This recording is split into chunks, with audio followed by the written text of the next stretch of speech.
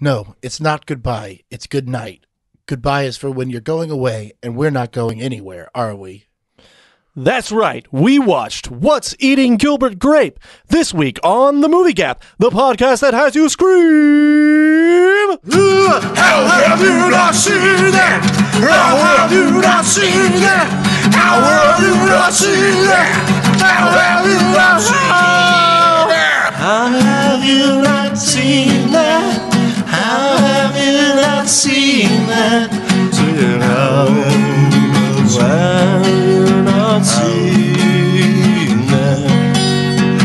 Little darling, how have you not seen this? How have you not seen it? Welcome to this week's episode of The Movie Gap. I am your host, your one and only host, Bryce Levi. And as always, to my right, the wife, the middle-aged wife that is sick of her husband and has regular sex with the grocery boy behind her husband's back, and stresses him out to the point where he has a heart attack and dies in a kiddie pool. Or maybe she actually did it for the insurance money. Chase Austin. Hi. Oh, what? That's it? Yeah. So, Chase, we got a lot to get into. First, I just want to make it clear here, since loyal listeners out there will notice that we are reversing roles yet again for the second time this year, and that can be for only one reason, and that reason is you have not seen this movie before. Is that correct? I had not. You had not seen it before. Okay. And you had. And I had. There we go. That's how this game works. Yep. It's called The Movie Gap. If there's a gap to fill, we're going to fill it. All right? Whether it's mine or Chase's. Or a guess. But yeah, so that's really exciting. We got a lot to get into here, but before we get into anything, I just got to ask you, Chase, how you doing, buddy? Doing good. Yeah? Yeah. Okay. Anything interesting going on in your life here in the past week, since we did our last episode there? Not much. Okay. Like I said, I've been working on a new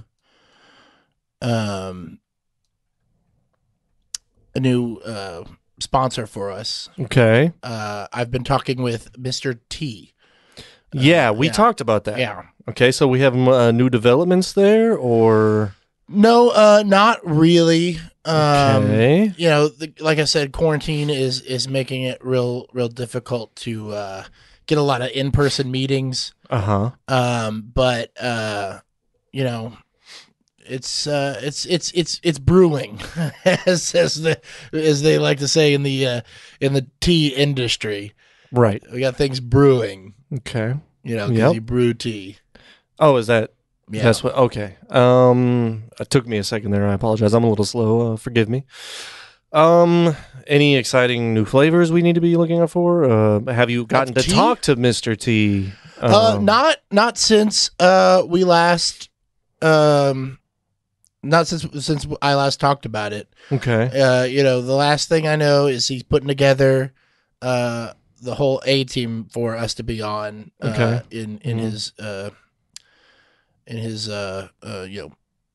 sponsorship category. He wants to get the word out on tea. Okay. And we're gonna be up front. Okay. All right. Interesting.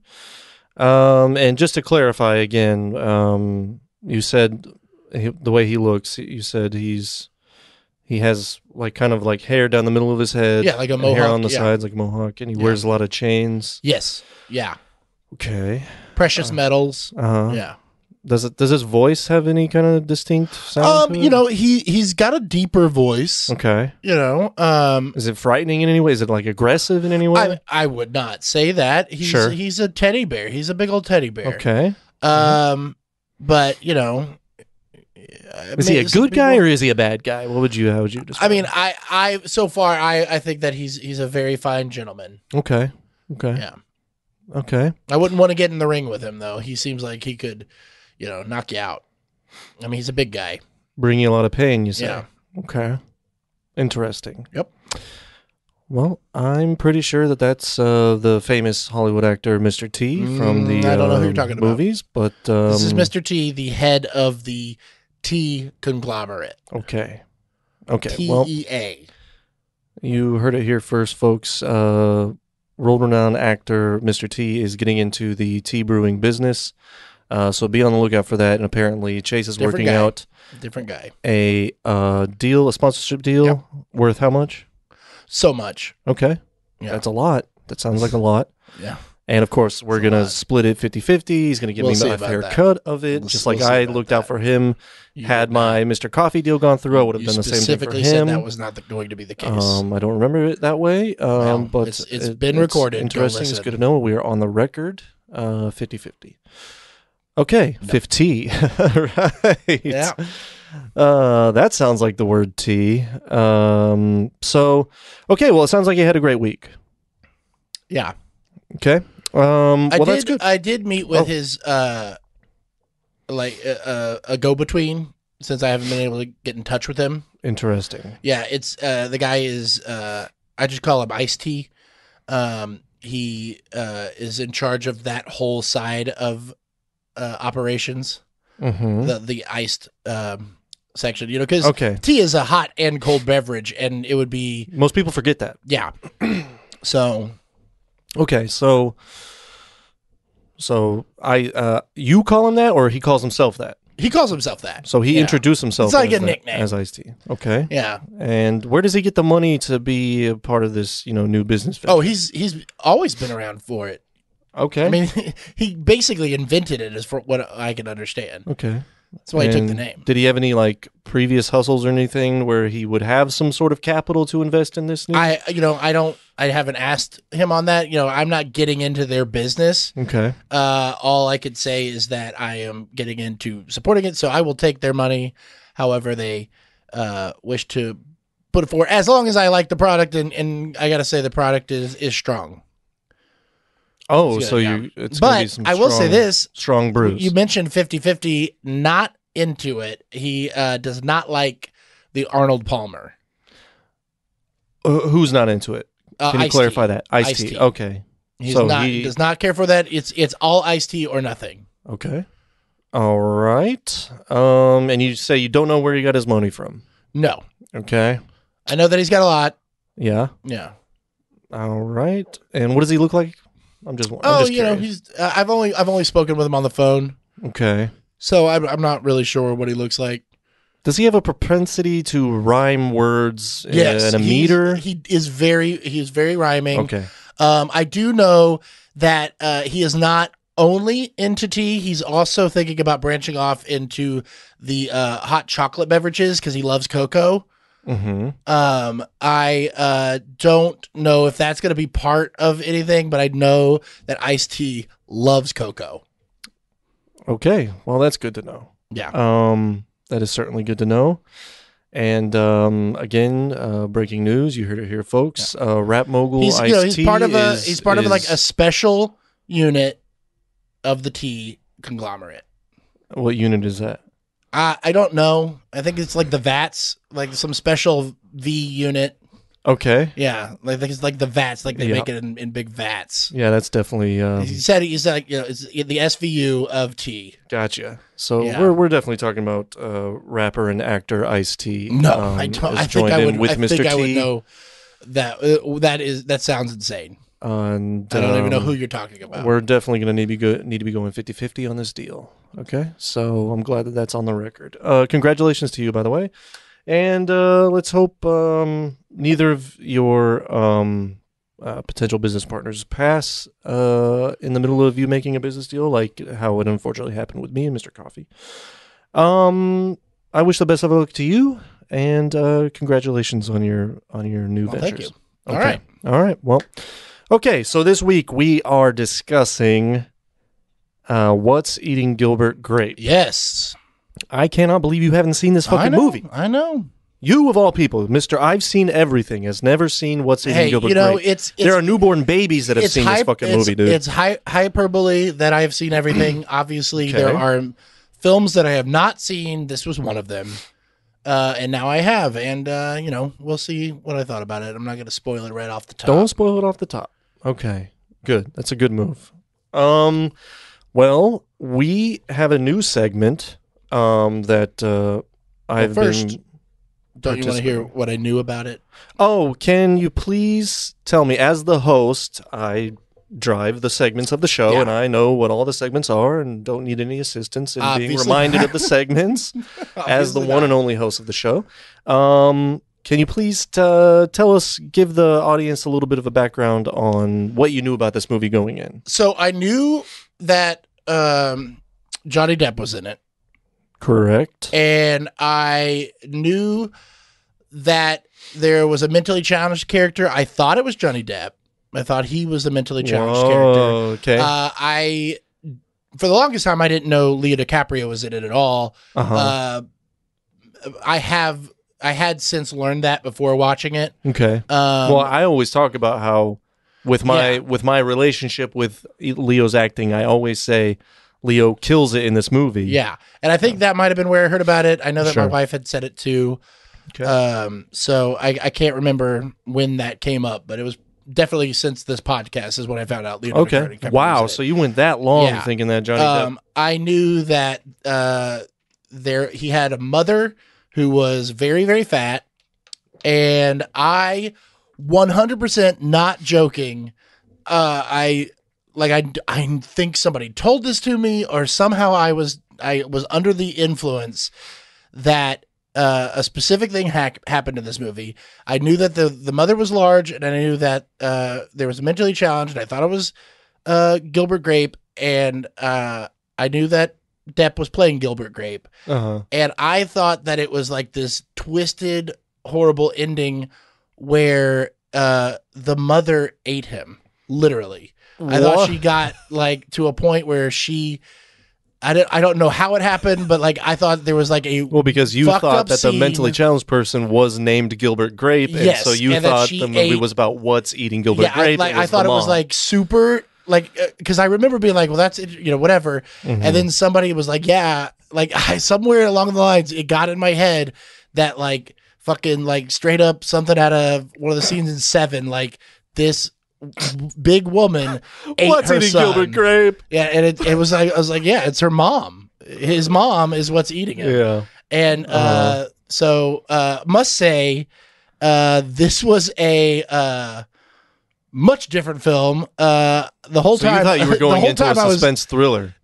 No, I thought it was like I thought it was going to have the same kind of tone, but I thought it would have this like twisted ending of like super depressing like movie, and this was much more uplifting than a obese mother eating her mentally challenged child. Right.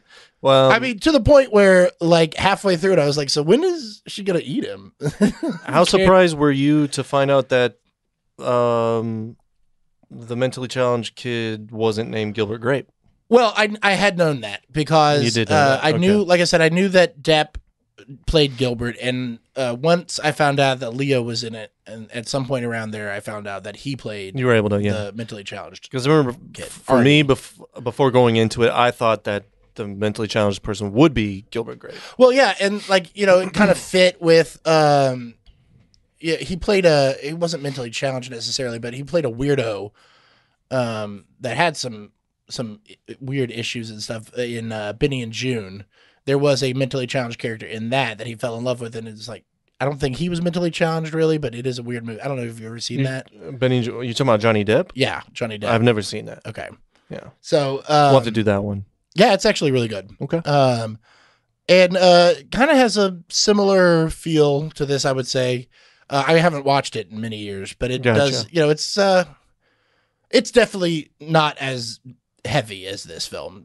No pun intended. Okay. So yeah, I Yeah, that's what I thought it was about. I thought it was literally about. Okay, well, that is a shocker right there. Her going to eat him. You might be the only person on the planet. Somebody fucking must have told me that, or maybe it was one of those things that like I just thought it, never said it out loud, and nobody corrected me because they're not in my head. Right. So entirely possible. I could see that happening as well. And I never got around to watching it because it was one of those things that was, it's an older movie now, and like it never like jumped out because I was like, oh man, I heard this is depressing, and like I get it. This, it's one of those award, Oscar bait mom eats the kid movies. Right.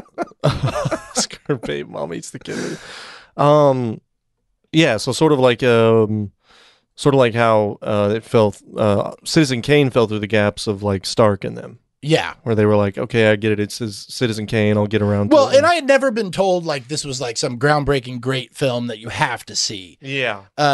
So it was just one that nobody ever really talks about it, and I thought maybe that's because it's like so hard to watch, But think about like the dead baby scene in Trainspotting, like something like that fucked up. But right. In a movie that it like I didn't think it was like some dark, gross movie. I just thought that was like a plot point of the film. Right. Was that she ate her son.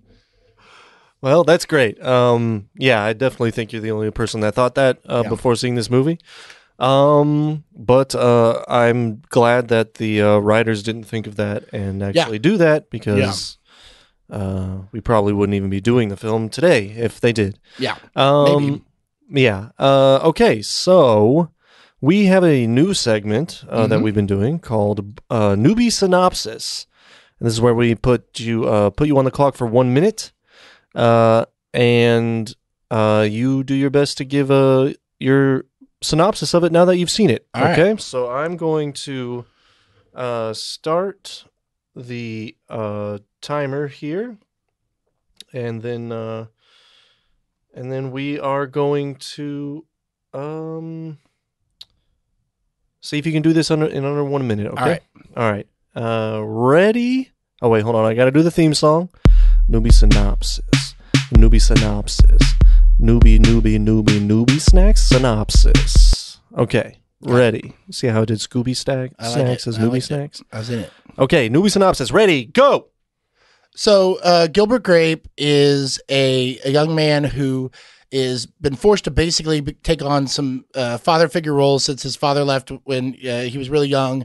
And his mother has since gained an enormous amount of weight and has become a burden on the whole family, along with his mentally challenged brother and his sister, who also is kind of like the mother of the family, taking care of the whole situation as well. And then they have a younger sister too that is just a regular 15-year-old. It's a rough film where he feels stuck the whole time, and it's just a hard life for him, and he's dealing with it the best he can. Coming up on his mentally challenged brother's 18th birthday. Doctors never thought he would make it that long, so it's a big deal. They're going to throw a huge party. He meets a love interest. They throw the big party. Mom dies, doesn't eat anybody, and they get to move on.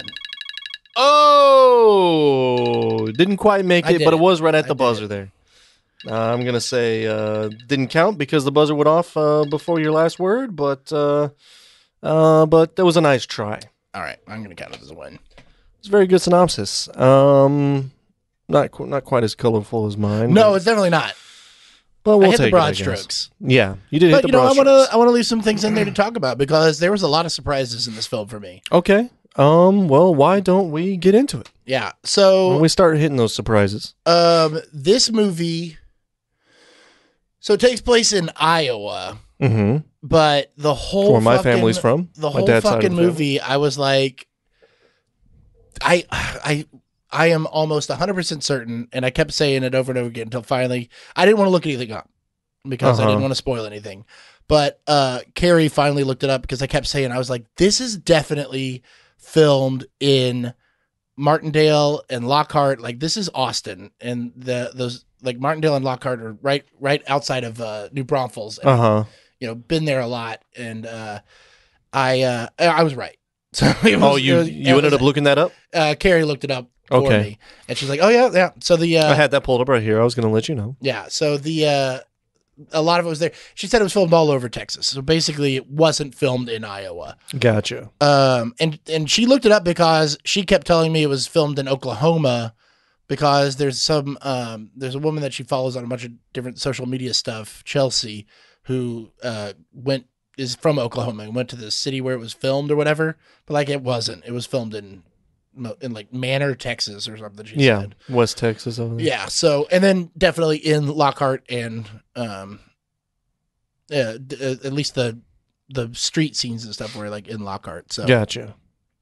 But yeah, so I called that. But yeah, it had that feeling.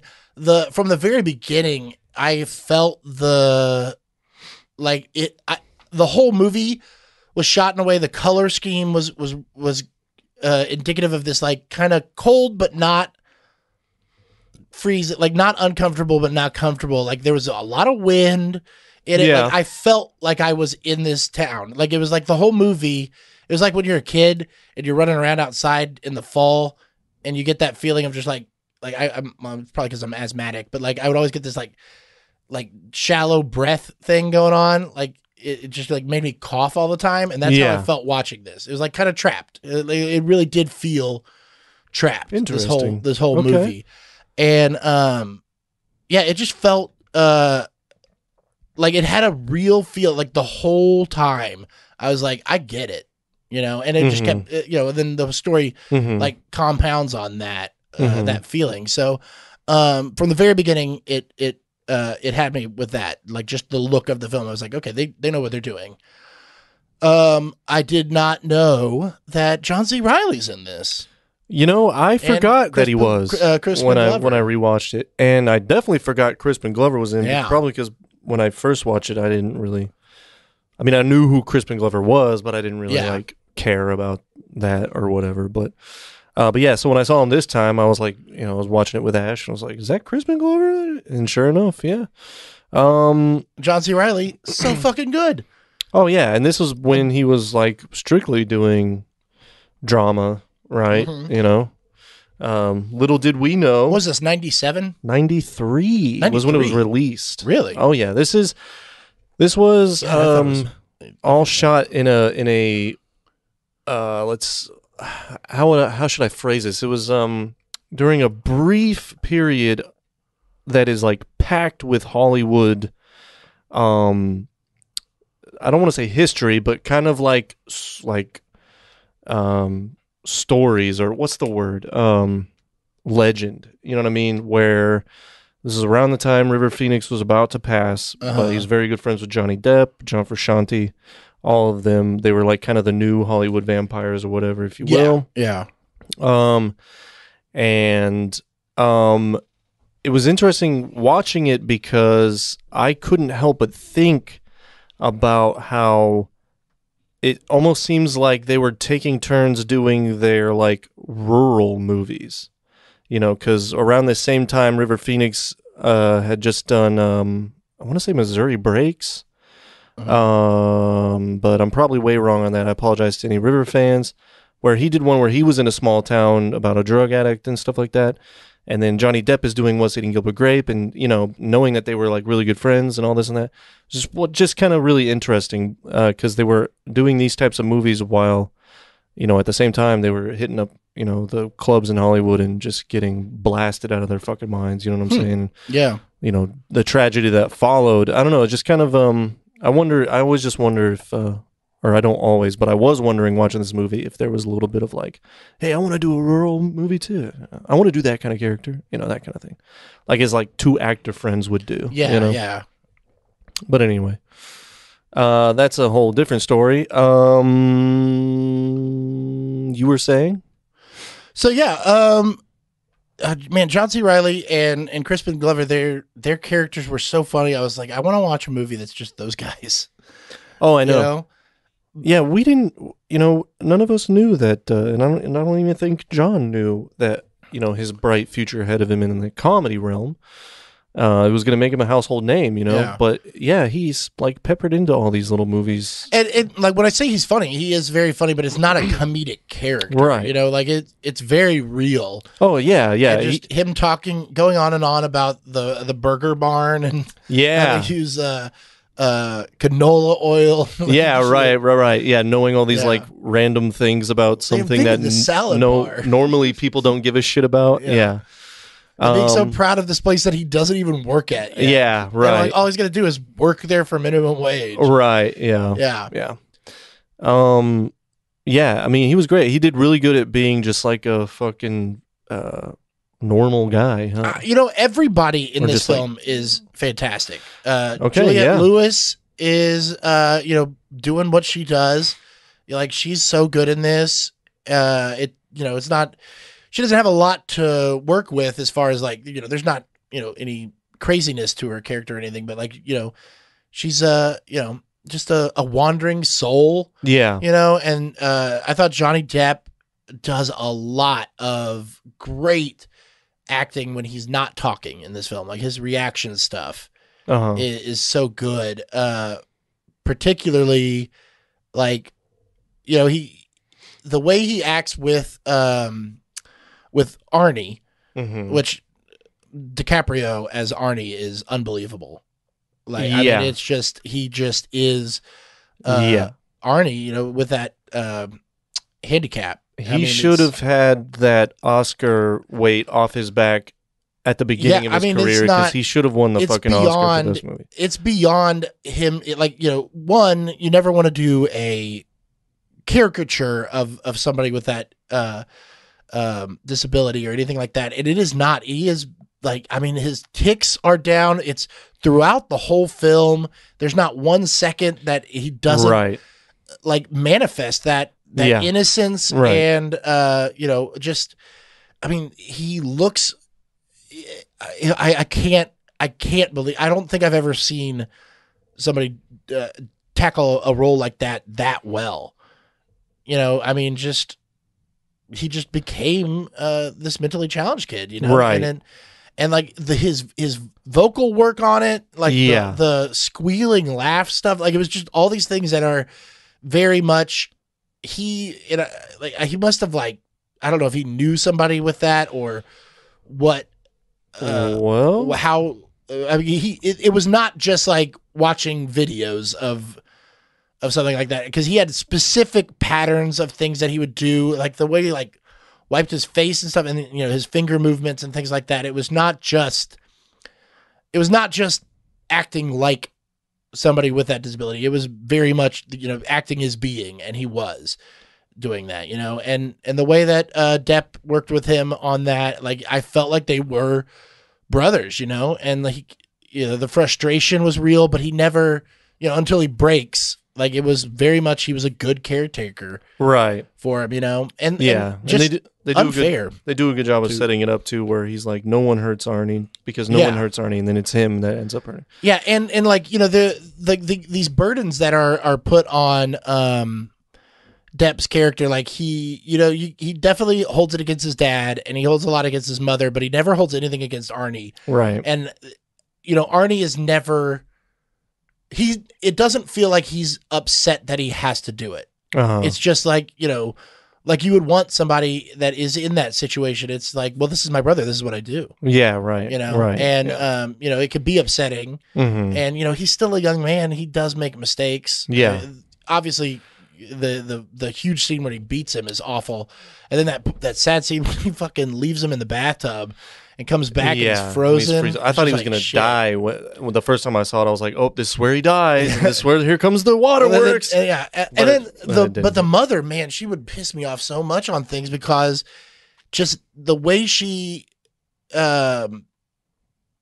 reacted to things would make it worse. Just getting so upset about it. That was the character, and telling Arnie that you could have drowned. You could have he didn't understand. Yeah, and right. He doesn't know that he could have drowned, so he was going to be fine. Right. But then you got him scared of water now. Yeah. It's just so messed up. Yeah, there's a lot of there's a few things to touch on. that I can add to here with what you were just talking about. Speaking on Leo and how he developed the character, this here says, when getting into character, Leo remarked of it, I had to really research to get into the mind of somebody like that. I spent a few days at a home for mentally unstable teens. We just talked and I watched their mannerisms. People have these expectations that mentally retarded children, he said it, are really crazy, but that isn't so. It's refreshing to see them because everything's so new to them. So he was really kind of trying to get see things from their perspective there. He also said nailed it. that playing Arnie Grape was the most fun he's ever had. And about his tics that you brought up, that he really, I agree with you. Like, I can't believe how consistent he was with those. It's unreal. It's acting at its absolute best. He said he created Arnie's trademark, flicking his finger against his nose, describing it as a sort of brain wipe, like Arnie is massaging the inside of his brain. Wow. Now, speaking about Johnny Depp and his character in the movie, being Arnie's caretaker and just being like someone that's like, this is what I do. Yeah. And, being that person for Arnie. Apparently in real life, it was a little bit different. It was a little bit opposite of that. They didn't get along? Or? Johnny Depp admitted that he got easily irritated by co-star Leonardo DiCaprio during the filming of this movie. In an interview, Depp said, it was a hard time for me, that film, for some reason. I don't know why. I tortured him, speaking about Leo. I really did. He was always talking about these video games, Super Mario probably, or Donkey Kong. Oh, yeah, because he would have been like 20. Right, yeah. I'm sure Depp was never into video games because he was that age that was before them. Like these video games. This is when, Sonic was new, Yeah. I told you it was kind of a dark period. No, I will not give you a drag of my cigarette while you hide from your mother again, Leo. So it was very much just like a little shit kid. A little brother, big brother dynamic, except instead of it being, hey, I'll look out for you, little guy, it was very much the opposite of here. But then he concluded, I'd say the absolute truth is I respect Leo a lot. He worked really hard on that film and spent a lot of time researching. He came to set and he was ready to work hard and all his ducks were in a row. So at the end of the day, he respected his professionalism, but apparently found him to be probably like an annoying little gnat that wouldn't leave him alone. Yeah, because Johnny Depp's so cool, right? I know, and especially at that time. I mean, Depp just is like a little brother would be at the height of his rise. Yeah. He had just done Edward Scissorhands. That was 94. So he's about to do Edward Scissorhands. I think Edward Scissorhands was 94. Or maybe, I think it was. Maybe, I don't know. Another interesting tidbit about Leo taking this role, he turned down role in Hocus Pocus to do this movie. Oh, yeah. So, okay. Talk about... I knew that he had turned that role down. Diverging paths, man, and how different things could be. What it was, because it was the main kid in Hocus Pocus, right? Yeah, let's see. But yeah, no, I remember reading that before. Yeah, just as he chose to do this over. Yeah. That's funny. Yeah, no, but this whole movie, and even so, like it's interesting that Depp just didn't like it because like his whole character, there is that inward angst or whatever, but the whole movie he is taking care of everyone else. Uh-oh. What happened? I let my computer go to sleep. Oh boy. So it's not goodbye, it's good night. It's good night. So okay, yeah, that was one of the things I was gonna say too, is that this movie is all about being stuck. And so I watched it twice.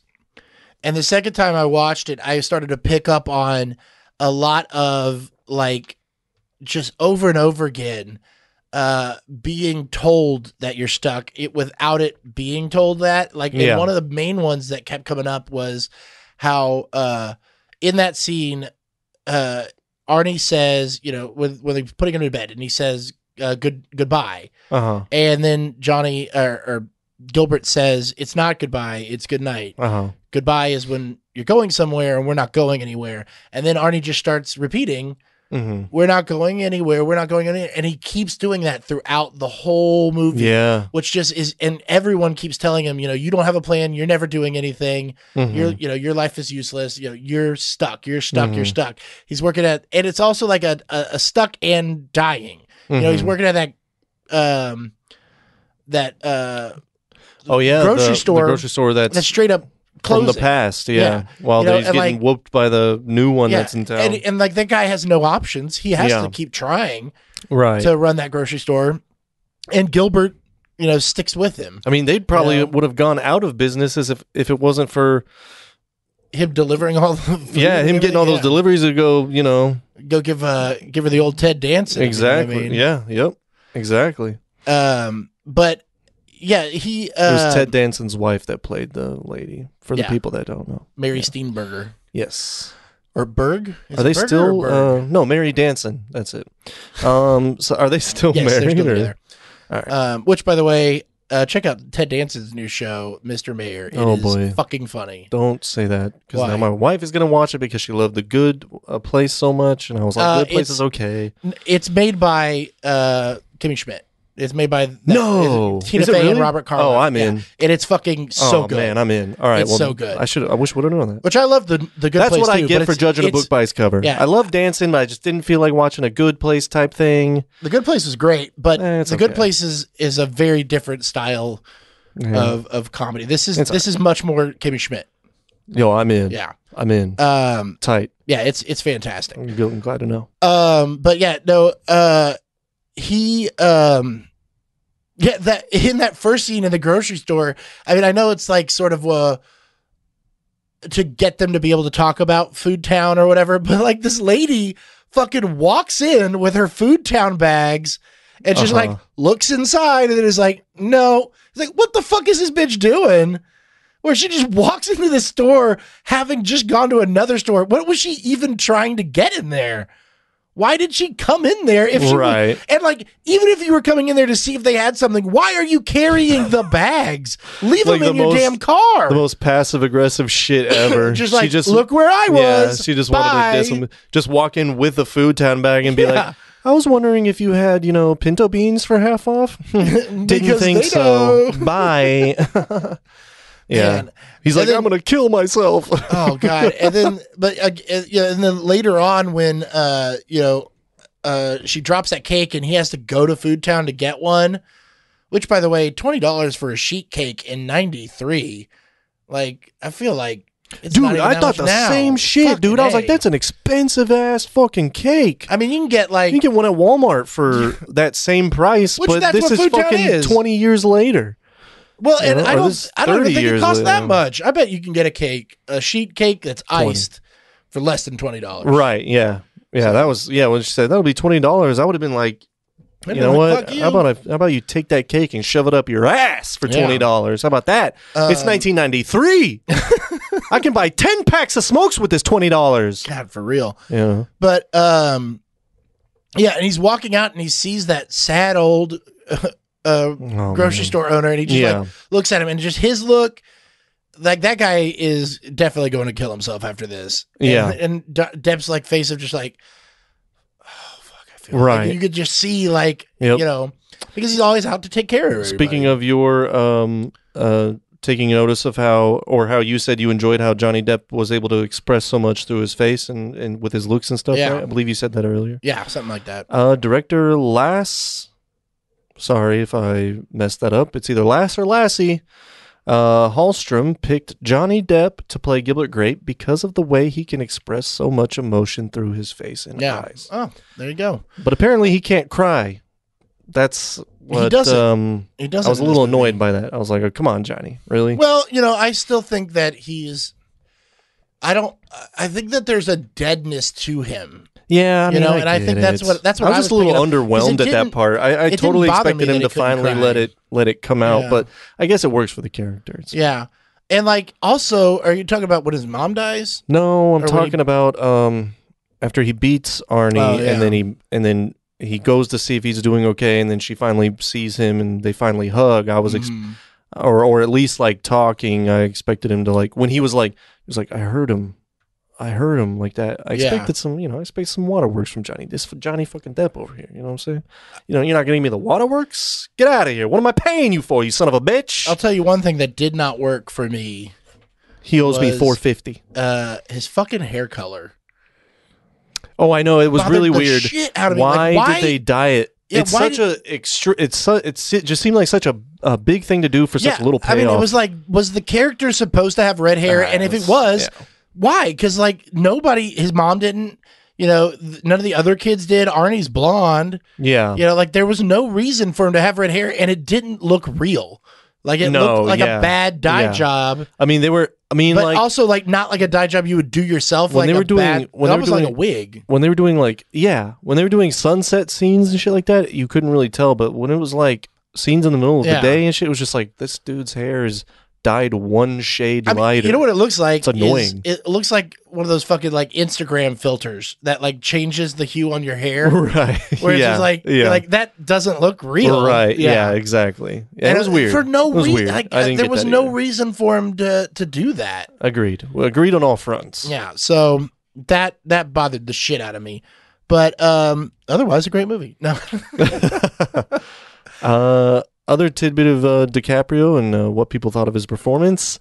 He played the part of Arnie Grape so well that when he showed up for the film's premiere, many people were shocked and astonished to learn that he wasn't actually mentally disabled. Yeah. I mean, I thought I know who John. There were so many times that I like almost forgot it was Leonardo DiCaprio. Dude, he does fucking this, like, his kills lip it, is man. doing a He thing. is so good in this movie, dude. And I know I've had my struggles with him, and that's only because of the fact that since this, he has more or less stayed in a lane of expressing and emoting, and he has his definite style. And I see that compared to this, and I'm like, where's this guy? Like, this guy is a completely different person. Well, I mean, in this movie, it is so fucking good. I feel like I feel like he should have, like, that whole like Leo needs an Oscar. Fuck The Revenant, dude. He deserved the Oscar for this one, if anything. Well, I think he should have won for Wolf of Wall Street. Yeah, well, Wolf of Wall Street or you think he should have won for Departed? I don't know. Or even Aviator, but I forget what else was nominated around the time of Aviator. Which is as many times as I've had to watch that now, being married to my wife. Right. I was like, you know what? He is really fucking great in this movie. Dude, he's so good. But that being said, just want to reiterate, Leo fan now. You won me over, Leo. Congratulations. Yeah. I feel like, I don't want to take away from the fact that like it's not the fact that he was playing a mentally challenged character. Or not at all. That, because it's just like that can it's be the a consistency cop-out. of it, though. That can be almost a cop out. Of course, yeah. Of like playing somebody with some sort of like disability or something like that is something that you could do that makes you different or whatever. But like the fact that he did that and had all this like pathos to it, right? That's what's unbelievable, and I think that he brings that to all of his characters. But but no, he was terrible in Titanic. I stand by that. That's one that I need to rewatch. So we need to find something somebody that hasn't seen it. Hasn't seen it. Yeah. Mm-hmm. Well, anyway, so moving on. One thing I wanted to talk about is the mom. She was great. That woman was fantastic. And Carrie told me that Leo DiCaprio really liked her a lot, and like they became close, and he ended up paying for her actual funeral when she passed away. Oh wow. Yeah.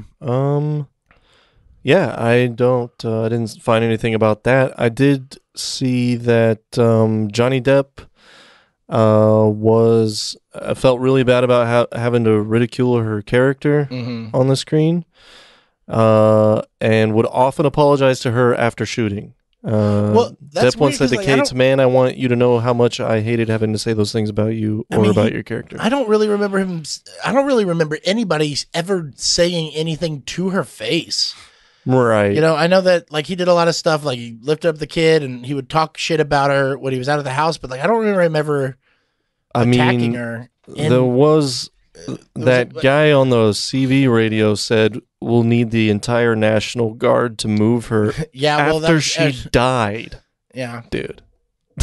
Well, That's fucked up. That is pretty fucked up. Yeah. They were going to have to, get a crane in there, cut out the wall, right. Like that. That's a thing. Johnny Depp wasn't going to let her be a joke, though. No, he was not. Well, I actually... that was another thing. I thought for sure... So, Carrie had told me that nobody gets eaten. Okay, so I knew that when I started watching the movie. Okay, that's good. But I really did think that the house was going to fall down on him. You know what? It had been a while since I had seen it, and I couldn't remember if that is what happened or not. I mean, I was really looking for... Or not looking for, but expecting that this movie was going to be more depressing.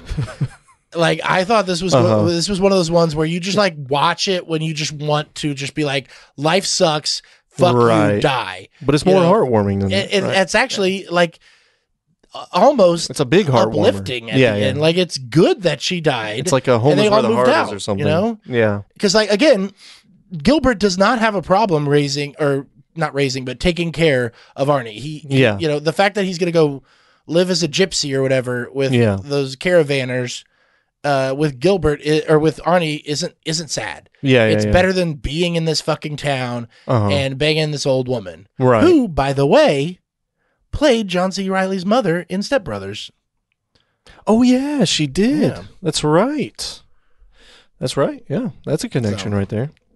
So she was when she's tired of the old. No, she played Will Ferrell's mom. So she played his stepmother. Yeah, that's right. He's like, why I've tasted the old bull. Let me get the young calf. Yeah, the young buck. Wait, what are you referencing there? Step Brothers. Oh, okay. That's what John C. Reilly says to his dad about her. Oh, right. What if she catches me coming out of the shower? She's like, I've had the old bull. Yeah. Let me get a taste of the old buck. Yeah. That's a classic. Yeah. Y'all should go watch that if you want. Movie.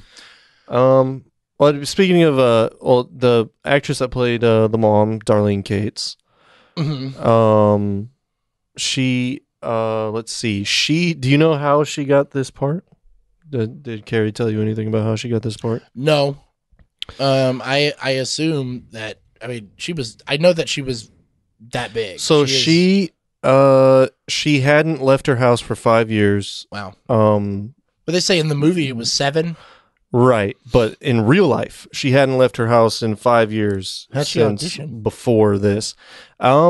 She didn't. She was discovered by the director after he saw an episode of, let's see, let me get this right. I want to make sure I get this right. Here we go. Darlene Cates was chosen for the part of Bonnie Grape after a casting director contacted the Sally Jesse Raphael show and was sent, they did like a piece on her sent a tape of her appearance as a guest a few months earlier. Wow. So yeah, they did like one of those things like, I can't move, like one of those things. Yeah, that's how she ended up getting the part. A lot of her real life was mirrored the character of Bonnie Grape. Wow. So she was really not acting for a lot of it, Yeah. was really drawing on real experiences. Yeah. So that was just interesting. And then for her climbing the stairs, she actually only did like 3 steps in real life. Oh, that's all she could do? Yeah, and they just kept reusing the footage, but like closer and stuff to make it appear as if she climbed to the top. Oh, wow. And the bedroom upstairs was actually a downstairs room. Well, I mean, I'm sure the set didn't even have an upstairs. It was, right. No, they were actually using that. That was a real house they were using. I mean, exterior maybe. Really, the interior was a real house? Yeah. It was also a house in... It was also the house they used in the movie Roadie. Oh. See, because I wanted to talk about that house. I definitely know what that movie is. One thing that I don't even know that one. I really loved how that house was so big. Like it helped to that feeling of being trapped in this, like, because he's trapped in Iowa. It's wide open, which, by the way, is most of Texas, which is why I thought it was shot in Texas, and it turns out it was. But he's trapped in this town that's just nothing, but it's this wide open, like, it's this claustrophobic in the nothingness, and the house. They talk about how big his mother is, and obviously she is, but with all these, like, the wider shots inside the house, the ceilings are real tall. Yeah, the rooms are real big. Yeah. She doesn't look that large compared to this giant, which is essentially a casket. It is this tomb that she's trapped herself in, but it's like a tomb, like an echoey, cold. It wasn't like that's why I was certain it would have been a set because of how large it was. Apparently, it's a real house. Wow, but that's cool. I mean, there was a lot of visual stuff in this film that like really resonated with me. That's good. So, I wanted to talk a little bit about what was Mary Steenburgen's character's name? Her name is Steenburgen. Steenburgen. Yeah. Apologies to Mary Steenburgen. What was her fucking name, dude? Anyway, look it up, and I'll keep talking. But her husband, so his name too. I was confused about him. So I know she was a little messed up. You were confused about who? I was confused about her husband. Gotcha. Like, okay, so I know that he didn't know, or I couldn't tell if he knew that Depp was screwing his wife or not. I know that if he did know, he didn't care in the sense of, like, when he had him come to the office, he was literally trying to sell him insurance. Right. And, like, they do that thing where, But it was funny because he was talking about life insurance and what if something should happen. Yeah, it was very... Next time I see you, you die. And Depp's reactions, again, like, he was hearing it that way. While that guy was literally just giving him the hard sell on insurance because he's a failing, like, who's he selling insurance to? These people have no money to pay for insurance. And if they did, like, none of them even have jobs hardly. This town is dead. It's I don't, what is it? Just the cops that live there? Fuck. Yeah, right. Exactly. So, or the people that work at Food Mart, but this town is like this small dying town. So I'm sure he's not getting a lot of business, which I guess goes to the fact that he feels like he can't provide for her, which is maybe that's why she's like, he's looking the other way of her looking other ways. Cause I mean, she's gotta be like the town prize. Cause she, she's an older woman, but she's still gorgeous. Right. Especially in in this movie, she's gotta be the prettiest girl or prettiest woman in this town. Right. Out of everybody else that you see. Yeah. Me and Ash were noticing that it was like kind of caricature-ish. His character was like, especially when like right before you find out that he died, he's like at the house and she burnt the cookies and he's showing up. He's like, and then he just cookies are this good. well of stress, just comes out of him, and he's just like, I'm doing everything I can. I'm doing everything I can to make you happy. And he like throws his kid in the kiddie pool with his clothes on. He's like, get in the pool. Come on, this is all I can do. It's all I can do. He was forcing them to eat the cookies. Like, tell your mom how good these cookies are. Right, yeah. Because he's weird. Like, to me, that was, me and Ash both really loved how that was done because it was like really over the top, but it did a really good job of just kind of depicting that guy that kind of trapped himself into something that he did his whole life, was doing everything he could to please everybody else, and look where it got him. Yeah, that kind of I like that. You know, and it killed him. It killed him. Yeah. I mean, I don't know where you stand on it, but she didn't kill him. No, I don't definitely think she killed him. A heart attack.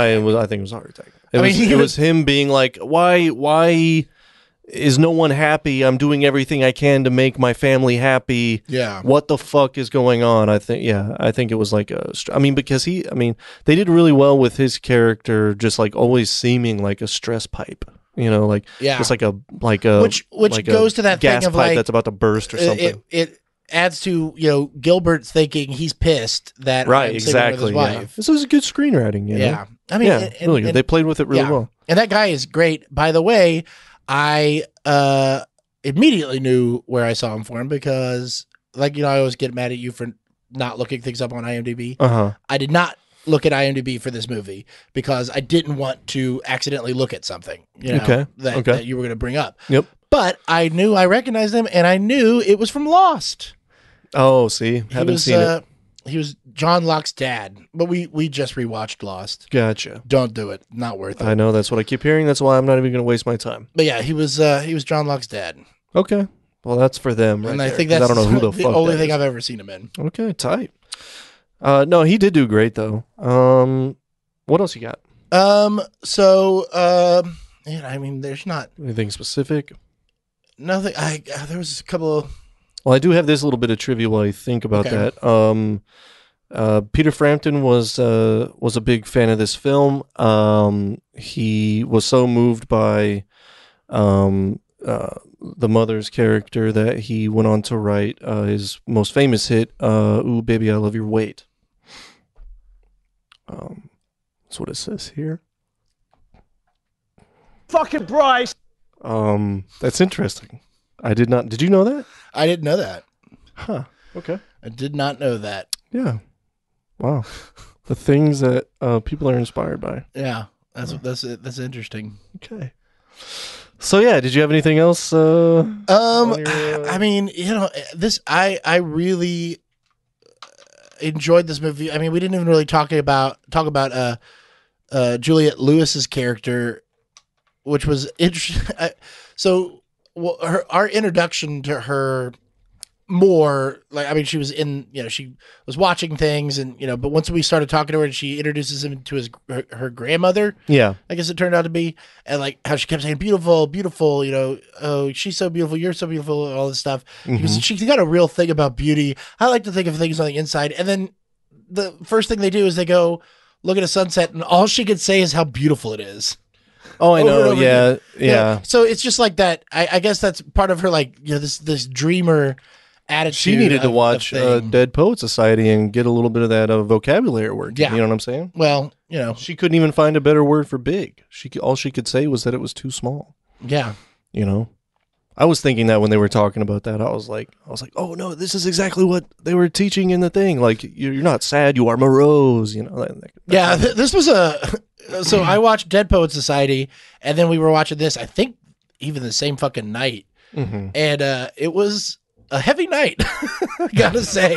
Yeah, dude. Yeah, No pun intended. yeah. We did ours back to back, and it was like, two long ones. Yeah, but we should have that put touch some on alleviation. heavy subjects. Yeah. Did you just say no pun intended? Yes, I did. Okay, very nice. I'm off the hook for my Peter Frampton joke, and you're canceled. So, all right. And like, can we talk for just one fucking second Okay.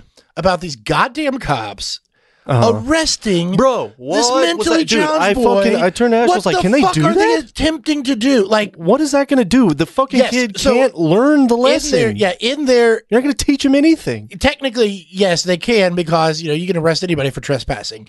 So, but first of all, they know that he is deeply mentally Well, he's mentally or challenged. whatever it is, mentally challenged or whatever. So they know that he is severely mentally challenged. Okay, they know the situation. They know that he has people that take care of him. They know that they are watching him. They know the family. They know the family's predicament. They know about the mom. I know. They know it all. And what fucking lesson this kid doesn't know. Right. He is exactly. He's not- incapable, and they know he is incapable of learning Yeah. or understanding what's going on. Yeah. So you know what, Chase? And Let so me ask you. what's the lesson? Are they trying to get him to stop? Are they trying to get them to? I don't know what what they were fucking attempting to do with that. Who's really the mentally challenged one here in this scenario? You know what I'm saying? The kid Well, they who's would've just living his life, or the stupid ass cops that think they're actually teaching him a lesson. I mean, the You know what I'm fact that saying? happened, I was like, there's no way they would not have gotten sued by the ACLU. Oh yeah, or something with yeah. that. It was, that was a little bit of a forced drama point. I felt like, because in what world would these cops just be like, "Come on, you"? Well, and again with Arnie, God, I'm going to teach you a lesson. He was so cute in the first time it happens, and that's scary. He's gonna fall. He gets down, and the cops are like, "You promise he's not going to do it again?" And Johnny Depp's like, yeah, we promise. He goes, "I'm going to go again. I want to go again." So like, it's gonna happen right away. Yeah, it was great. But those fucking cops, man, that really pissed me off. It was really dumb. It pissed me off too, man. Yeah. So okay, so one last thing we were talking about. We were actually talking about it, oddly enough, as we were walking up the stairs to come here. Is the mother after the party? Gilbert introduces him to his little girlfriend, or introduces his little girlfriend to his mom, and then she decides, I'm going to make some changes, and she walks up the stairs. So when we were walking up the stairs, we were talking about this. Is she going up the stairs to die? Yeah, this is a hot debate. Or was she really trying to make changes and was like trying to go like, well, I'm going to go sleep in my own bed? Yeah. Like I don't know the answer to that either. I'm team make changes. That's what I think. I think that was her motive. I think it was the fact that Gilbert finally introduced her to someone that just wanted to meet her and just be nice for once and not like snap a picture of her, which was like, that was the most savage shit when she was in town, and it just shows a guy just being like an adult man. Oh my just God, fucking dude. What Wow. the fuck? What is wrong? An old guy too. Yeah. But anyway, my grandpa would have popped that guy if he did that. You know? Fucked up. But I mean, he really would have though. Actually, that was really fucked up. But here's the thing. I think that it was her being like, okay, it's baby steps. I've been moved by this encounter, and my spirits are uplifted, and I now feel like it's time to make a positive change. And I think I'm gonna do it. I agree, because I think there was something in what Juliette Lewis's character said when she said, because the mother, her gut reaction or her first thing that she says is like, I didn't always look like this. Yeah. Like she's making excuses for how she is or whatever. And she says, I didn't always look like this. And Julia Lewis goes, well, I didn't always look like this. Nobody always, right. And like, I think that alleviated the meeting her, and like, she felt a real connection, and she was like, I'm going to do this for my son or my sons and daughters. Like, I need to make changes. And I think that's what she was doing. I think so too. I agree with you. And then she, but who knows? She died. Who knows? Really, that's the only thing. Well, also, I watched a documentary on the WWE network about Yokozuna. Okay, Yokozuna, who was a big wrestler who was what's up, R2? Enormous, and he ended up dying at the age of 34 from basically a heart attack. He just died because he was so big. He was like 700 pounds by the end. Jeez. And everybody in that documentary, that his family, he was overseas in like Britain or whatever, or London, doing a tour, and he called everybody the night that he died, before he died, obviously. It wasn't after he died, that's weird. But he called everybody somewhere over the rainbow like, on a ukulele. No. Oh, that would have been nice if he did. But he was talking to all these people, and like, almost like he knew he was gonna die that night. So like, sometimes I think people do kind of know, but I don't think that's not what I was getting at. I mean, the storyteller, who knows if that's what they were trying. I mean, maybe they were. Well, and I don't think it was, because I think she was like, if she knew she was going to die, I think the fact that she said did goodbye downstairs. I think the fact that she did end up dying made it more tragic that she did, because it was her taking the steps literally to do something better for herself and for her family. Yeah, and then she ends up dying because of it, and it makes it even more sad. Well, and I think the only thing about it is that she made it up the steps and realized, I'm not going to be able to do this. I can't do this. I'm a burden on my family.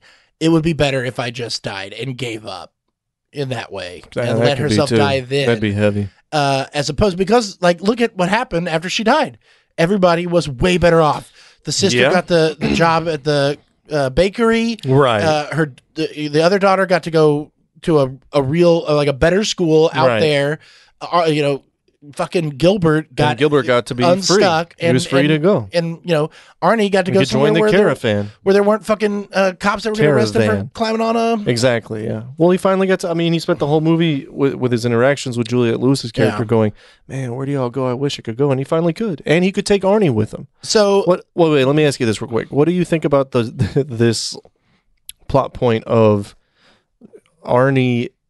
Where at the beginning he's introducing everyone and he introduced Arnie and he goes, the doctor said he wouldn't make it to 10. Now he's about to be 18. Yeah. Oh, that was, yeah. So what do you think about that? Because like what? Just because you're mentally challenged means you're going to die when you're 10? Well, I mean, they don't tend to live as long because there's right. so much. But they never problems. it just like they never clarify what exactly his problem is. So why is he going to die? I mean, I guess that's why sometimes they would not clarify. But the brain and things don't, especially when they're born. I mean, I get all that. Things don't develop correctly. So you were okay with it? Yeah, especially because of how this goes back to the little nods of being stuck. So by the time that Arnie got to be 10 and didn't die, basically said that he's not really he's gonna be fine. Yeah, he's gonna be fine. Right. Well, whatever. He's not gonna just up and die right now. Right. Yeah. So, and the fact that Arnie is constantly saying, I could go at any time. He doesn't know what he means, that he doesn't really understand death. We noticed with his poor little grasshopper friend at the very beginning, which was a great introduction of that character too, of Arnie is killing the grasshopper and this is fun, and then immediately be I didn't know. Yeah, I didn't mean to kill him. I did it. He understood.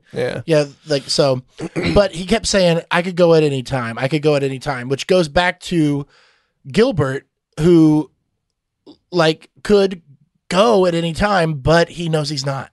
Yeah, right. Arnie can't. Arnie is stuck. Arnie cannot go anywhere without help. Right. You know what I mean? Gilbert could literally go at any time. Nobody would fault him.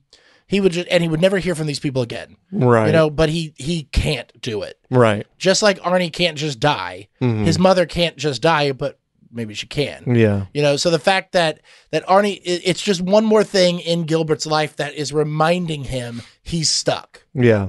Wow, you really read into this movie. Yeah. It's one of the, if he did choose to just leave, what happens when Arnie dies? If he did, Arnie would die. His sister can't take care of her mom and him. The little sister's not going to do it. The mom is incapable. Yeah. So he is the one who takes care of Arnie. Right. So he has to stay there and take care of Arnie. He cannot go. As much as he can, as much as he could go at any time, he's not going to. Right. And he's also faces the challenge of his dad did just give up. Yeah. And he can't. Yeah. So did the dad run off, or did the dad hang himself in the basement? He hung himself in the basement. Okay. Yeah. Because for some reason, remember there's that whole scene where they were on the after they put the boards up, they were sitting on the porch and John C. Reilly was like, "Hey man, I forgot that's where your dad."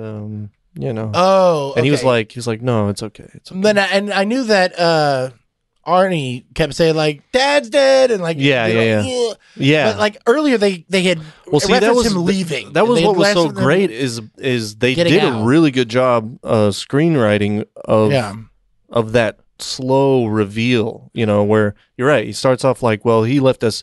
He hung us out to dry, where they make the illusion without being specific, and you're thinking, oh, he just left, and then he does the dad's dead, and then does this, and it's like, oh, wait a second, this is 20 minutes later. Oh, that's a development. See, that's what I without thought. saying I thought that he had killed and himself, then they finally do say it.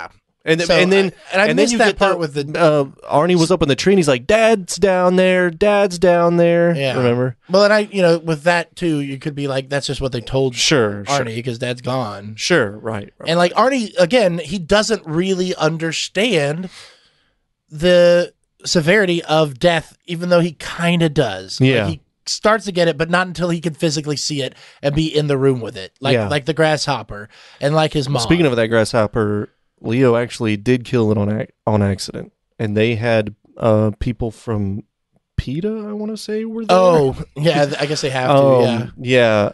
Well, that's probably they did not get despite the fact that animal protection agents were on set to monitor the well-being of the grasshopper, Arnie decapitates Arnie decapitates in the letterbox. Leonardo DiCaprio actually ended up killing it accidentally. Well, that's... Yikes. I don't have a problem with that. I mean, a grasshopper, guys. Well, that's Jiminy Cricket you're fucking talking about, you son of a bitch. Jiminy and Cricket I don't take kindly to that. Have you ever read the real Pinocchio? He gets fucking smashed I up get it. He's early. actually the bad guy and all this shit. I get Is he? it. I don't think he is. He just gets killed.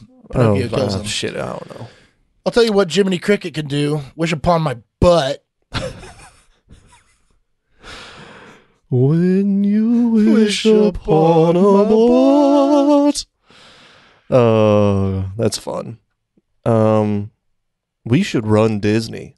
I mean, we'd be good. I think. I just got that idea, and I think it would be great. I think it'd be awesome. If the job opens up, let us know. Yep. All right. Well, I think that's basically all. I have to say. We're about there's an hour more. in here. I am over an so hour in. I was so surprised hour and 10. how much I really liked this movie to the point that I immediately watched it. Well, I watched it again right you before double the podcast. dipped? Yeah. Okay. So, all right. just to get it a little more, and that's when I started like picking up on things, because I like to do that with films sometimes. Yeah. Great. But usually it takes me this podcast to watch something again. Sure. Right. Which drives my wife crazy because she's like, I want to watch this. I'm like, we just watched that. She goes, wait. we just watched it 5 years ago. And I was like, I have a visual memory. I remember, like, you say Fight Club, boom, I've seen it. It's in my head. I just replayed the whole thing. Talk about Seinfeld, boom, I've seen every episode immediately. Yeah. It's in there. So, but yeah, really, really diving into this one, and like there was a lot to it. And it's a beautiful film. And I gotta say, I don't. Here's the one other problem other than the hair. Arnie and Gilbert hop into the caravan. I'm assuming there was some communication because they're leaving. Mm-hmm. They get in there with them. So communication aside, they knew that they were going to join them. Mm-hmm. Everybody's excited. They're flying off. Where are their fucking bags? He had a bag.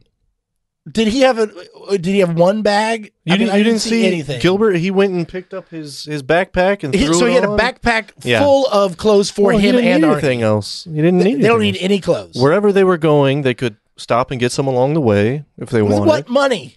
I don't know. Insurance money from the house burning down. You don't get insurance money when you burn down life the house. Insurance money from his mom. Probably didn't get any life insurance policy. Yeah, you don't know that. Yeah, well, you don't know that. Anyway, I felt like they should have had at least a duffel bag. You get on to me about suspending disbelief, I'm gonna have to fucking nail that one on you there. All right. It's a happy ending, and the movie ends the way it starts, except this time both of them are hopeful. Oh yeah, I love that.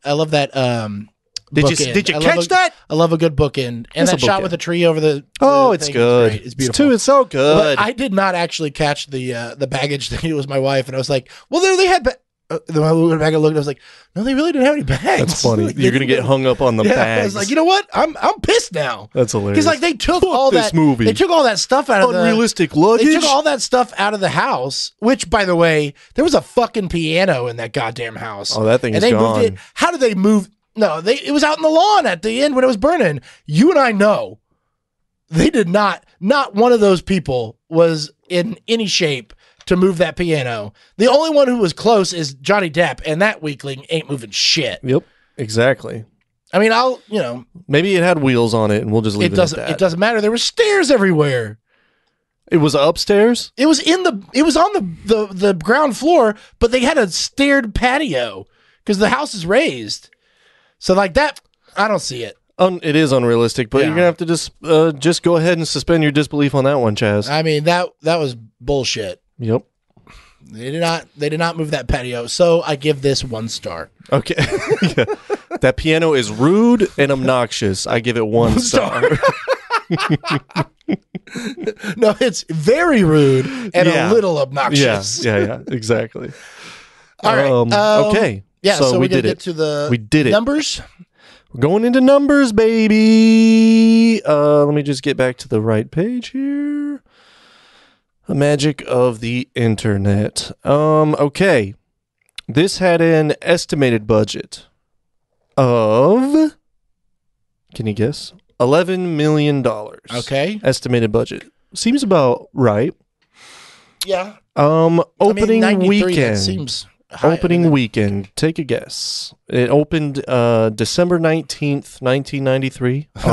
Feel good Christmas movie. Oscar season. Come see a woman eat her mentally challenged son. Right, exactly. This Christmas. Yeah. What's Eating Gilbert Grape? Find out this Christmas. I mean, December 19th, 1993, opening weekend. This only apparently was shown in the U.S. and Canada. Okay. So the worldwide is going to be the same as that, and that's should give you a little bit better idea for your opening weekend guess. So opening weekend. All right, let me give you a little more of a hint. I doubt it's. I'm going to say it was limited release. Yeah, I doubt it was even $1 million. So it's probably 800,000. 800,000? Yeah. Wait, I got to find my own versions of. Oh wait, I know. 8,000. You said 800,000. Oh, 800,000. I'm gonna give that a. This is outrageous. It really is. Way off. Oh, okay. Way over. Way over? Yeah. What was it? 74,421. So you blew it.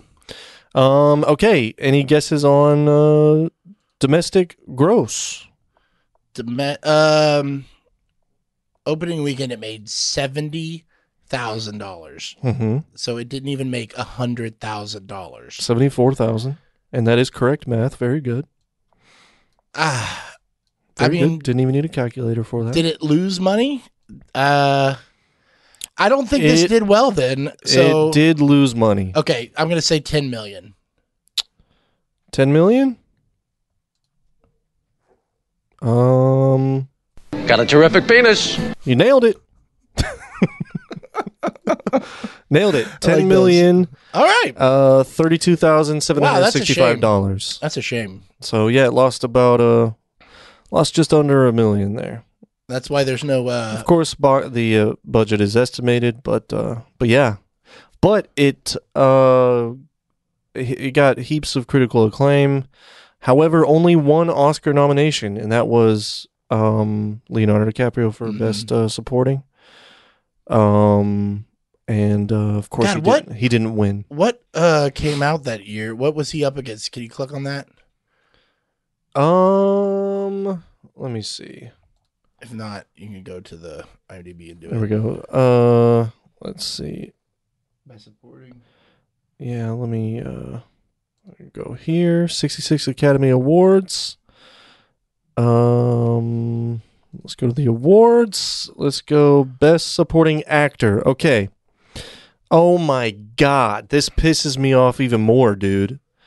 Okay. Was it These were the nominees, okay? Okay. Leo for What's Eating Gilbert Grape. Yes. Ralph Fiennes in Schindler's List, playing Amon Goth. John Malkovich in The Line of Fire as Mitch Leary. Excuse me. Pete Postlethwaite. Pete Postlethwaite? Postlethwaite. Yeah. In The Name of the Father, which I don't know who that is. Okay. And Tommy Lee Jones in The Fugitive. Tommy Lee Jones won for The Fugitive. Yeah. Wow. Come on. Wow. That is whack, dude. That is Who's weird. paying who over here? I mean, those other ones I was like, okay. I I'm can see sensing that. a couple of blowjobs being passed around. Okay. I mean, Tommy Lee Jones was great in that, but come what? on. Like, if This you're giving guy's that, two different leagues, dude. you're giving that Come on. the Oscar. Wow. Whack, dude. Some whack ass shit. Wow.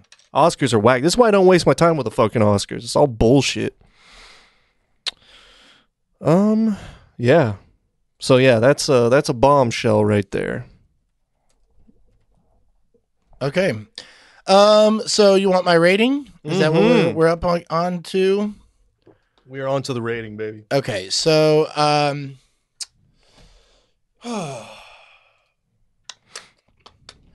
out of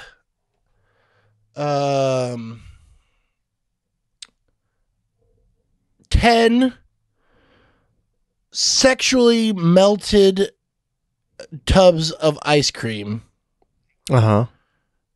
and inappropriate age touching and adultery. I give it like 9.5. Wow. I mean, it's fucking great.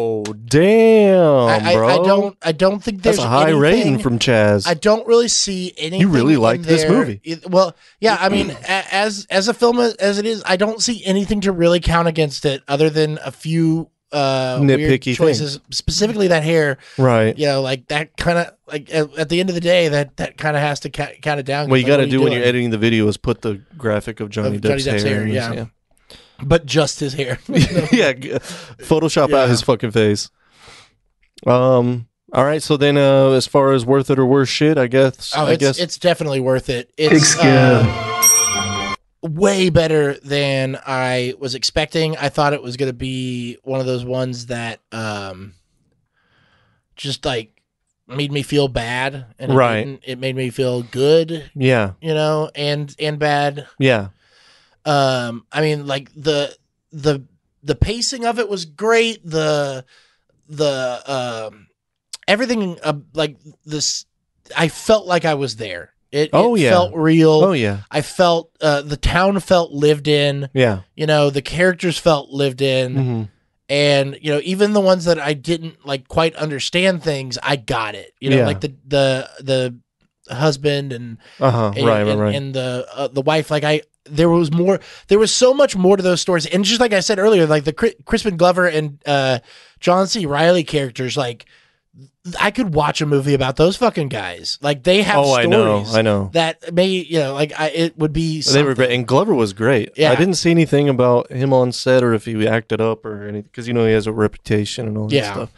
I didn't see anything about that, so he must have been on his best behavior. But he does great. I mean, he's someone that I wish was in more stuff. Yeah. You know? And then John C., of course, you know. Big shout outs to him. But yeah, you're right. It's great character work. I agree with you. I would probably give it about a 8.5 maybe. It's definitely not my favorite movie ever, but I like to refer to this. It's a new category of movies for me where I call them old reliables. You know, it's one of those ones where it's fucking just really good, really solid. I could put it on at any time and enjoy myself. Yeah. Well, if I had nothing else to watch. I'm not rating it based on better or worse than other things. I'm rating it just on what it is. Yeah, yeah. And so for what it is and the movie it is itself, I think it's a 9.5. Wow. I think it's wow. Excellent. Okay. I don't think you could make that movie better, especially back then. Like those actors were perfect. That was you know, great to do. So wow, okay. Is there a reason to recast it? No. Are we going to? Yes. Of course. So there's a reason to recast it, but is there a reason to actually make one? No. No. Don't do it. We're gonna do one anyway because it is time for our final segment of the show, the Reboot Recast. All right. Okay. So I'm thinking we do DiCaprio and Depp. I have DiCaprio, Depp, the mom, and the mom. Yeah, and okay, Juliette Lewis. Okay, start with the mom. It's obvious. Is it though? Yeah, Chrissy Metz. Who's that? This Is Us. Oh my god. Yeah. What? Yeah. Sure. Sure. All right. Yeah, you're going matter of fact with it. And she's good. You're going matter of fact. And she's really good. She's very good. And, you know, but she's like pushing it. Isn't she like doing like exercising? She's like trying to lose the weight and all that stuff. I'm not. No. I stopped watching that show after like 6 episodes. Yeah. So. I got through the first season. The show's fucking terrible. The first season I was like, wow, this is so good. It was so good at first, and then immediately it was trash. Yeah. We stuck around with it too long. I was so happy when the dad finally fucking died. Yeah, right. I was so sick of his bullshit. And then he didn't fucking stay dead. Like they keep they keep finding stupid ways to bring him back. And then the fucking most hackneyed bullshit of all time. We're going to fucking Nam and watching our already dead dad live in fucking Nam during the war. And I was like, no, we already found out how he died. We don't need any of this shit. I'm immediately out. And You know, my parents If I want a Nom story, I'll look at Lieutenant Dan and Forrest Gump. Yeah, That's my fine. parents watched it Or further, watch Platoon. or they kept watching it after that. Like, I think they've even stopped. But they were Dude, telling it me just got renewed for another fucking season. it'll be on forever. Why? Who's Because watching this shit? Old people who don't know how to turn off the TV after the news. It's just like everything on CBS. You get something on CBS and it fucking lasts for 10 goddamn years. You're telling me about it. Chuck Lorre. Ugh. Fuck out of here. Fucking, Big Bang Theory, all that shit. Yeah. Just I know. My dad loves Big Bang garbage. Theory, which is fine. That's fine. But I'm not a he's the fan. top I'm not a of- fan. You know, NCIS, they got all those fucking shows are still on. Right. Yeah. You know? Yeah, But they're now as old as the people that watch the fucking show. Yeah. Those NCIS people. Have you seen that guy? Yeah. Mark Dude, Harmon. Yeah. And then, it's just like Grey's. Grey's is still on, and that is a parody of itself. How now. the fuck is it on? Oh, it's so bad. I watch it. I still watch it because my wife made me watch all of it. And so, like, now it's like I've watched all 15 or 17 years of it. I'm like, I gotta see how far they go into driving this in the ground, and it has been real bad this season. Right. So, they need to end it, but I'll watch it until they don't because it's such trash. Well, I have an idea for the reboot recast for Bonnie Grape, the mom, and that is Gwyneth Paltrow from Shallow Hal. Shallow Hal, in that fat suit. Mm-hmm. There you go. All right, that's it. Or Charlize Theron, just put her in the. She loves doing that shit too. And give her the Oscar. She wore a fat suit. Give her the Oscar. Willie from Free Willy. Huh? Willie from Free Willy. Oh my god, dude! You're out. You're out. Get out of here. I'm all the way in. You came Carrie in for it. is going to be so in mad for at a you. penny, in for a no pun intended, lot of pounds. Oh up boy, top. I'm not up topping that. I'm not up topping that. You all heard it. You all heard it. You heard it, but watch us on YouTube at the Movie Gap. Unfortunately, you've edited that part out. Oh, real we lost nice. the camera footage of real that. nice. Yeah, just blacked out right there. I'm just gonna edit out all your sound. And all right, so moving on. Okay, Johnny Depp. Well, let's do. What's you want to do Julia Lewis? Yeah. Okay, I know mine. All right. Well, who's yours? You can take a guess. No, I can't. Just do it. Julia Garner. Oh yeah. Come okay. on. I love it. I It's my actually go-to. love it. Finally, it fits. Yeah, it fits. Yeah, it does fits. fit really well. Yeah. I went. Man, I can't believe I didn't think of that one because I like to You take lose. it from you when it's one that I know you're going to do and it works. I would love to be able to steal. I it know. From you. Yeah, you messed up. I'm on so that mad one. about that. Yeah. Yeah, I'm not mad about that. I went with Odessa Young, who I've only seen her one thing, and I'm loving the shit out of it.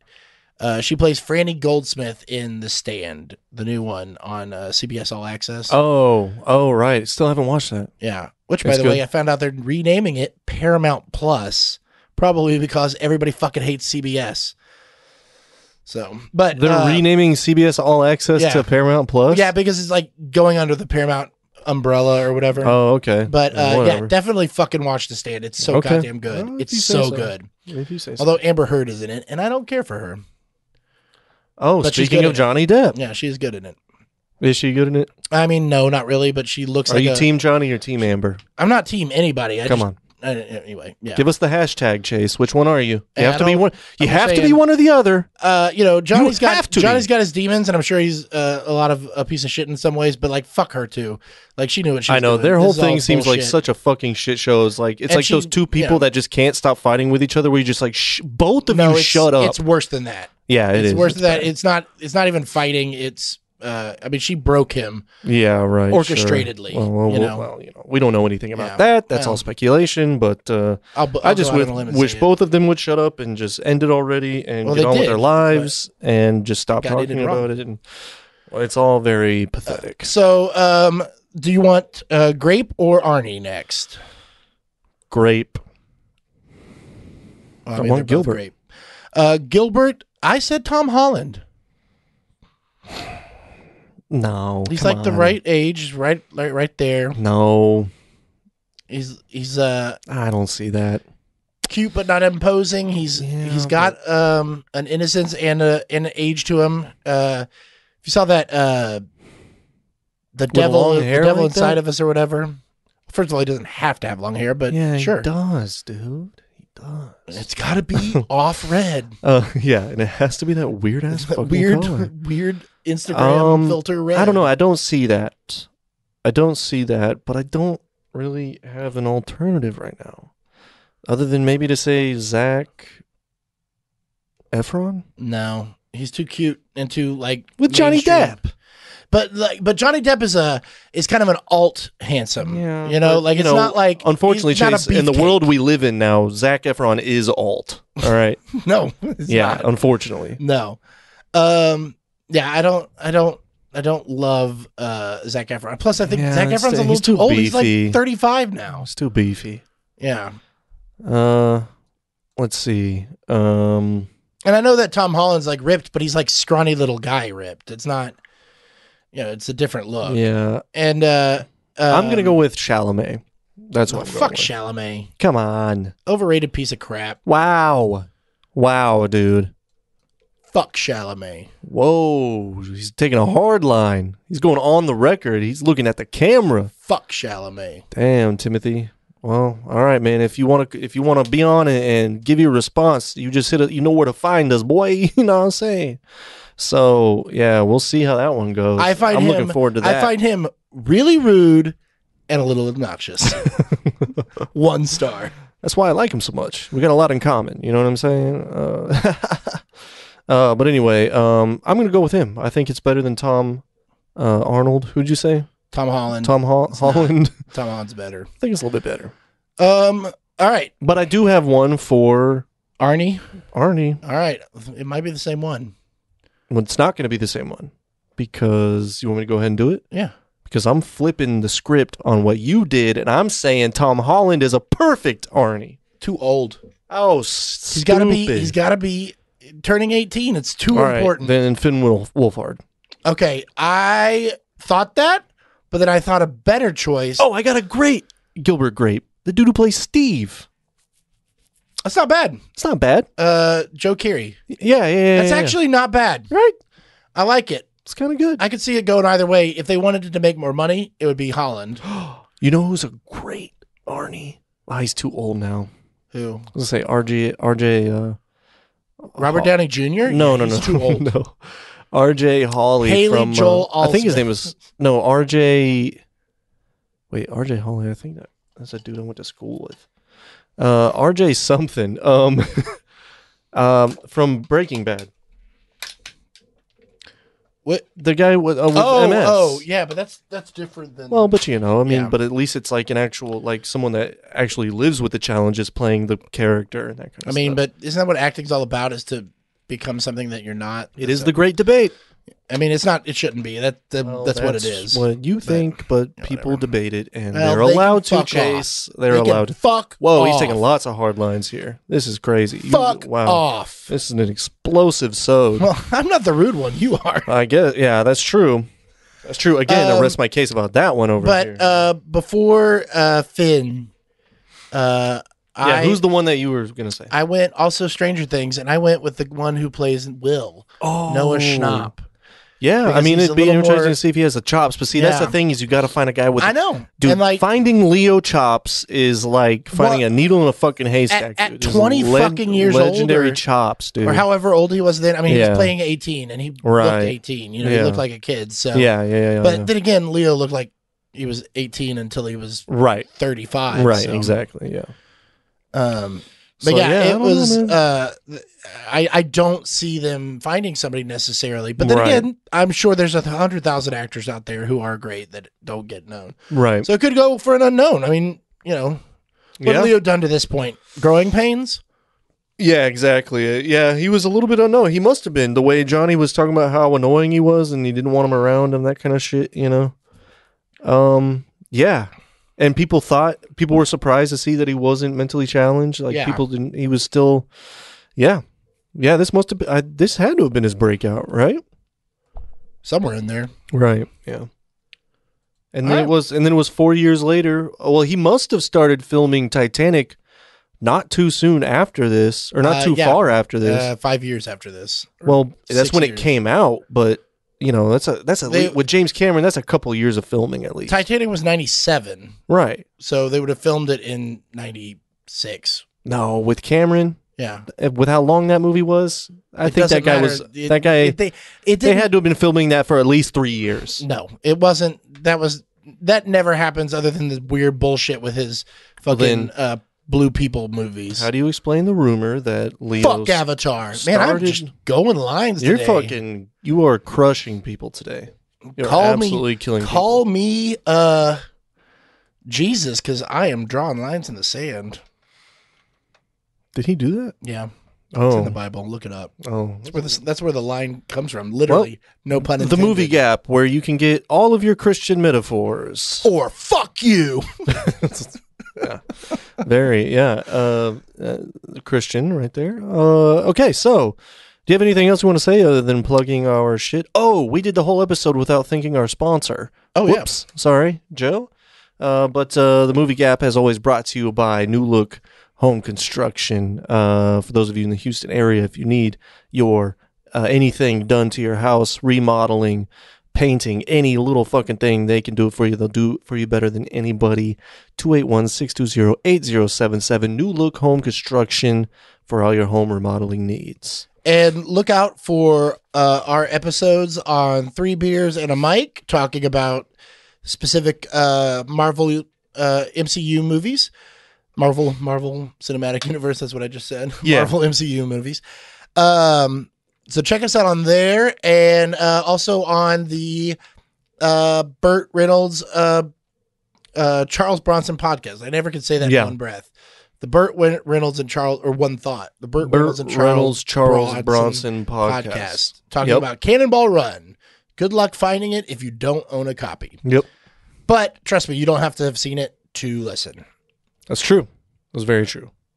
Okay. And as always, find us at The Movie Gap on Instagram, Twitter, and TikTok, and YouTube. And TikTok us with your choices for... Stitch onto our TikToks. Stitch onto the TikToks for your choice of the reboot recast of this film.